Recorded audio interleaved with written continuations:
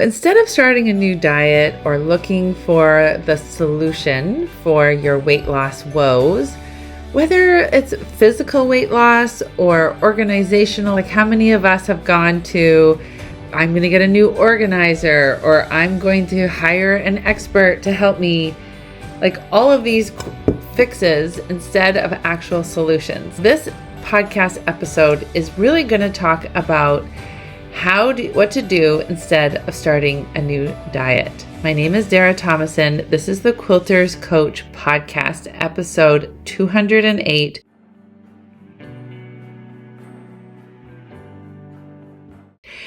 And I am so thrilled you're here with me. Being here shows me that you understand that weight loss is so much more than counting calories and tracking steps. I went on my own health journey I feel like I've been on lots of health journeys, to be honest.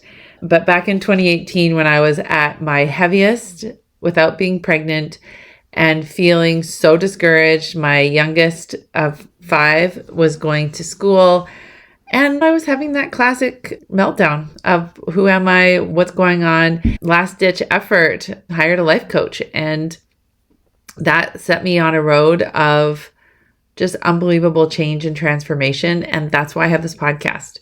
I have this podcast because I wish that I had it earlier. I've always had a fairly successful life. I would say I was a school teacher. I was very accomplished in anything I did. I did everything I attempted. I do like 110%. People always could trust me that they would be well done, well executed. But there was a cost, and I was paying the cost, and it was adding up.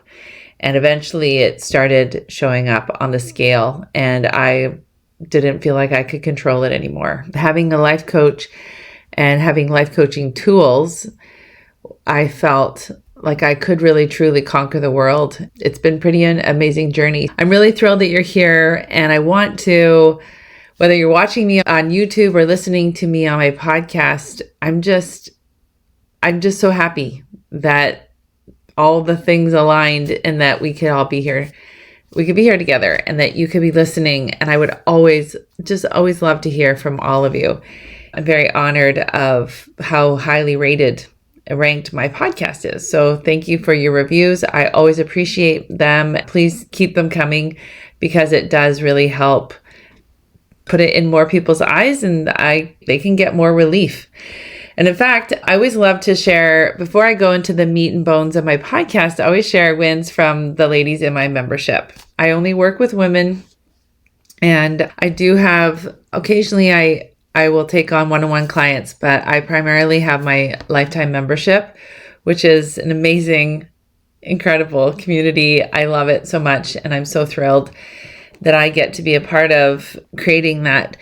But so this is a win from one of my clients who's fairly new in the membership, and she went to her guild, had a charity sew-in day. Wrestles her sewing machine in and out of her car and sets up her sewing machine and realizes that the darning foot is on the machine. If you're not a quilter, that's okay. You're allowed to listen to my podcast, but a darning foot is actually the foot of your sewing machine that's meant for doing free motion quilting. You can't do straight stitching with a darning foot. It just doesn't work. She was so frustrated with herself. And in the past, she would just throw her arms in the air, just be so upset, beat herself up, probably go and eat something, probably just basically throw in the towel. Because of the life coaching tools, she was able to take some breaths and decide, okay, that's not how I envisioned this was going to go, but I'm here and I want to help. She found the organizer and said, hey, I've got these pillowcases already cut. Can someone want to sew them on a machine? They got her busy doing other things. So she was able to, she did a bunch of ironing. I think she was cutting out a bunch of things. She was still able to participate and engage with the other quilters there, and she was able to save the day. That just is such a great example of why diets don't work and why we don't want to be looking for starting a new diet, because life happens. Life, like you bring your sewing machine with the wrong foot. All right. So this is what I wanted to share with you when I was thinking about this podcast. We think about all these amazing movies, like The Hobbit. You can decide what you think is an amazing movie. But if you look historically at the movies that do really well, there's usually some form of quest and some sort of transformation. Some version of this person doesn't see their ability and they have to go on this quest, and they usually by the end of this quest realize that it's not the thing that is the jewel or the treasure that is the most important. It's the becoming, who they became because they were willing to do all those hard things. And I've been really loving this book by Benjamin Hardy, Personality Isn't Permanent. And I'm using it for my retreat, which you can still, I don't know if there'll be spots as this is coming out, but I am offering a virtual retreat. What that means is people can sign up for the pre-work for the in-person retreat. I've recorded all these amazing videos and this incredible workbook, all based on this concept that your personality is not it's not a prescription. It's not like this is who you are, deal with it. Your personality is more, here's all these materials, like here's some fabric and here's some tissue paper and here's some wood and here's some stones and here's some feathers. Let's make a playhouse. like life is, your personality is what you create. It's in your power to change it. What Dr. Benjamin Hardy talks about in this book is how there are 4 levers that help and shape our ability to create our personality. One of them is trauma. So trauma is it will guide us, or I call it the left turn. It's really hard to do a left turn when you're first starting to drive. So you tend to just want to do right turns all the time because you're so afraid of the left turn. And trauma is like that. It keeps us from, I don't want to try that thing because I'm worried I'm going to fail. Instead of doing what you really want, you take a back seat or you go for a lesser goal. So that's one of them. The second lever for creating permanent change is our environment. What kind of environment did we live in and how that influences us. Also, our subconscious. We're always taking notes. How much of our subconscious is really playing in on the kind of personality we're allowing ourselves to have. The third one is our identity narrative. It's the way that we talk about ourselves.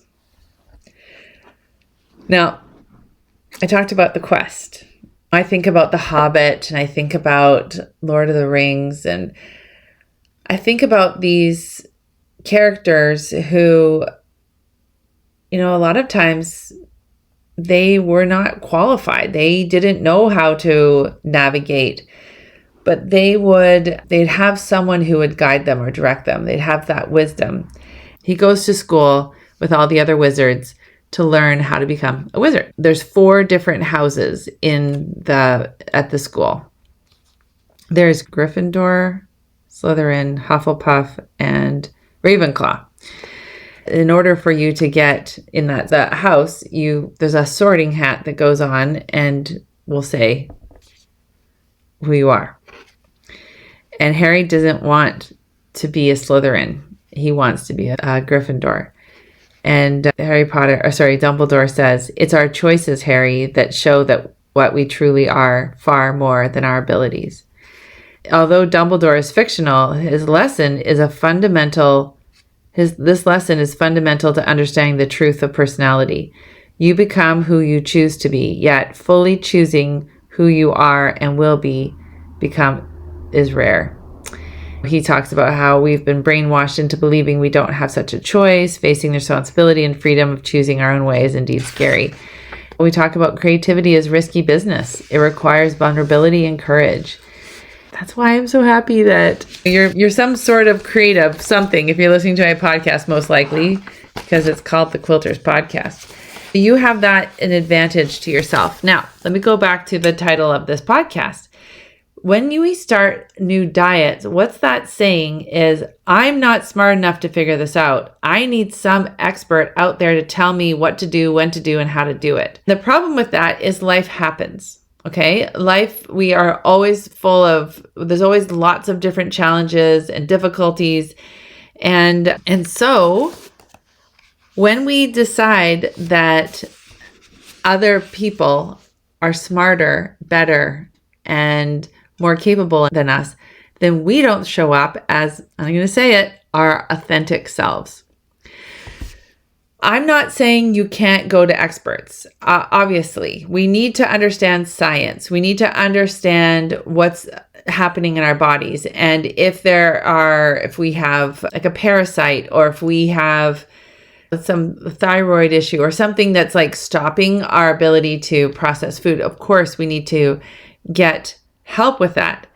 But the problem is, a diet is someone telling you what to do, when to do, and how to do it, instead of you discovering your relationship with food. One of the challenges with creating your own personality, and there's 5 myths of, really, this book is so good. But the 5th myth of creating your own personality is this idea of your true and authentic self. The problem with this idea of being an authentic self is that your authentic self is what you most believe in and who you aspire to be.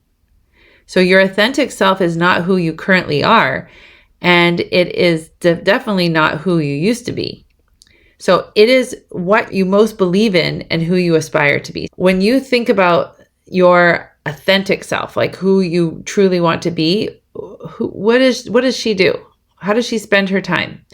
Is she quilting many hours a day? Does she give back to her community? She's not fully developed yet, but she's coming, right? She's growing. I just bought some cucumber and zucchini starters yesterday. Like, they're like 4 or 5 inches.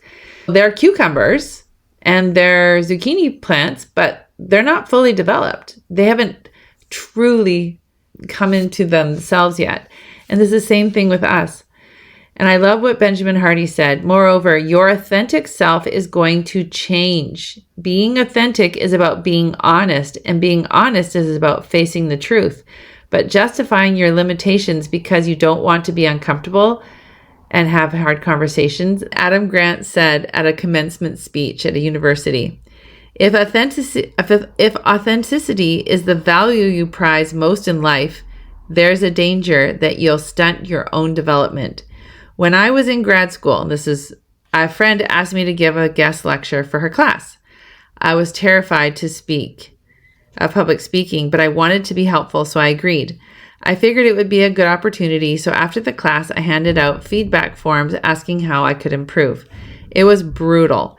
One student wrote that I was so nervous I was causing the whole class to physically shake in their seats. My authentic self was not a fan of public speaking, but I started volunteering to give more guest lectures, knowing it was the only way to get better. I wasn't being true to myself. I was being true to the self I wanted to become. So this is the problem with our relationship with diets and our body. We have to become the person that knows how to we have to know how to say, I'm really uncomfortable right now and I just don't know what to do. So I want to go eat some chocolate because I want to distract myself. Or I'm really nervous about a decision that one of my kids is making. I'm not really sure what to do and I don't know how to sit with uncomfortable. So I think I'm going to go to Wendy's. Or I think I'm going to go bake a bunch. Or I think I'm going to go shopping. Or I think I'm going to go power clean. So this is the problem. So we have these amazing movies about these quests and all these characters that develop who they truly are, right? Harry Potter did not realize who he was and his powers. But then we watch him as he develops and grows into them. Frodo was just this hobbit that lived in this little village. He never thought of himself having courage and doing these hard things. We celebrate and we love to watch these movies of these characters, like truly finding deep inside who they really are. And I have to say, this journey that I have been on, as I shared at the beginning of my podcast, I didn't know how to troubleshoot my food. I didn't know how to problem solve. I didn't know what to do when I was uncomfortable. And so I was just used to having a spoonful of peanut butter after school, or a handful of chocolate chips, or working harder, or trying to please other people, or trying to do better so I could get more accolades from my parents or my teachers, because I didn't know how to do that for myself. The more that we can learn to be us and to listen to our hearts, listen to our wisdom, listen to our knowledge, and acknowledge the things that we want in our life, that's what's going to help us. So instead of turning to being in the Dairy Queen drive-through, trying to find the answer or trying to resolve something, we don't have to do that anymore. And then we don't have to beat ourselves up with another failed diet. What I want you to do is I want you to really look at, this is me. This is my life. And most of my life, half of my life is going to be hard and challenging and difficult. That's awesome, because I'm a human. Growth involves change. And then because I'm willing to do all of that, I'm able to have joy and happiness and relief and comfort and all of those goodness. And I'm willing to have both of these because I want to be a healthy human. And then I have support, like I have loving friends and relationships. I have a coach that can show me my pitfalls. And then I can eat things and not feel scared. And I can treat myself with respect and not be a jerk. And so I don't have to be driving in my car going to get some ice cream, or I don't have to be secretly eating in my pantry with a whole sleeve of crackers because I can't deal with what my kid just told me, or whatever it is. This is why diets. No, don't do it. Don't waste your time. It's like when we watch these movies and they're on these quests, you're like, no, that's not where it is. Don't go that way.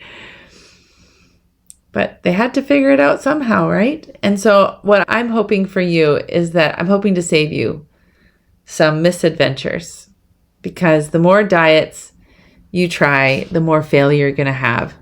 And that's just a waste of energy. Let's just do what works, is what's always worked. So that's how you learn to tie shoelaces. It's how you've learned to listen to podcasts. It's how you've learned to make a quilt or drive a car. You got to just do it, fail, learn, adjust, retweak, and move on. I got you. If you're ready to quit the yo-yo dieting and giving everyone else your power, and you're ready to claim your own, I invite you to come and join my membership, of course. But if you have any questions about it, don't hesitate to make a 20-minute conversation with you and me. And I'll be able to tell you. I'm a very straightforward person. And I'll tell you if this is the right fit or not. Maybe it's a therapist you need. Maybe, I don't know. But I love helping people. And I want you to actually take action for yourself. So let's get you moving on that trajectory and stop the cycle of that diet's going to solve it, because it's not. All right. I'll talk to you next week.